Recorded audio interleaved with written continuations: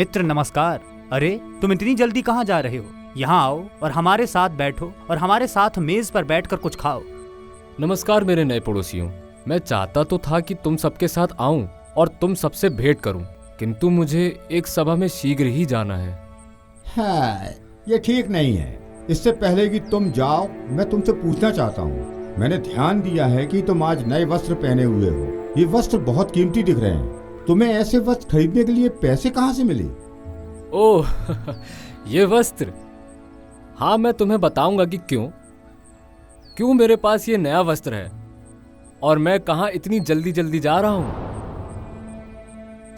कुछ वर्ष पहले यीशु का चेला पतरस ने गांव की यात्रा की।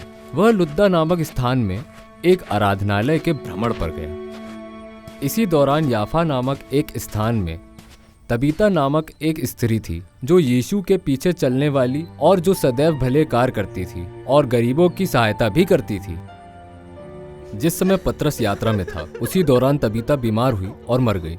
उसके मृत शरीर को नहलाया गया और उसे दफनाने की तैयारी के लिए ऊपर अटारी के एक कमरे में रख दिया। लुद्दा नगर याफा के निकट है, इसलिए जब यीशु के चेलों ने सुना कि पतरस लुद्दा में है, तो उन्होंने 2 पुरुषों को उसके पास भेजा और उन्होंने पतरस से विनती की, पतरस, मेहरबानी से क्या आप कृपा करके हमारे साथ याफा चलेंगे? पतरस उन लोगों के साथ गया। जब पतरस वहां पहुंचा तो उसे ऊपर के कमरे में ले जाया गया।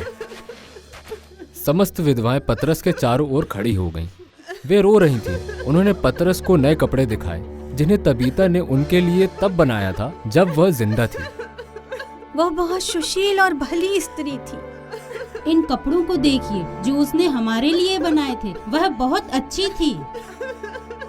पतरस ने उन सबको उस कमरे से बाहर निकाल दिया और तब वह अपने घुटनों पर बैठा और प्रार्थना की। तब तबीता की ओर घूमकर बोला, हे तबीता, उठ। तबीता ने अपनी आंखें खोली और पतरस को देखकर उठ बैठी।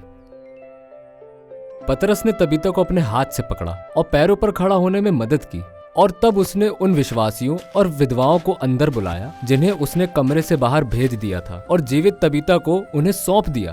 पतरस कुछ समय तक शिमोन नामक चमड़ा का धंधा करने वाले के साथ याफा में रुका। तुम्हारी कहानी हम सबके लिए इतनी आश्चर्यजनक प्रतीत होती है, किस पर विश्वास नहीं होता। तुम कैसे जानते हो ये तबीता मृतकों में से फिर जिंदा हो गई?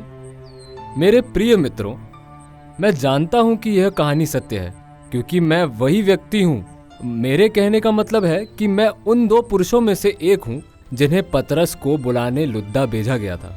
जैसे परमेश्वर ने यीशु को जिलाया, वैसे ही पतरस ने परमेश्वर की सामर्थ्य से तबीता को जिलाया। और जो नए वस्त्र मैं पहने हुए हूं, वह मुझे तबीता ने ही दिया था। और अभी इस समय मैं शिमोन के घर जा रहा हूं। तबीता भी वहां आ रही है, जहां हम सब मिलकर परमेश्वर की आराधना करेंगे। मेरे मित्र, कृपा रुकिए और हम भी आपके साथ चलते हैं।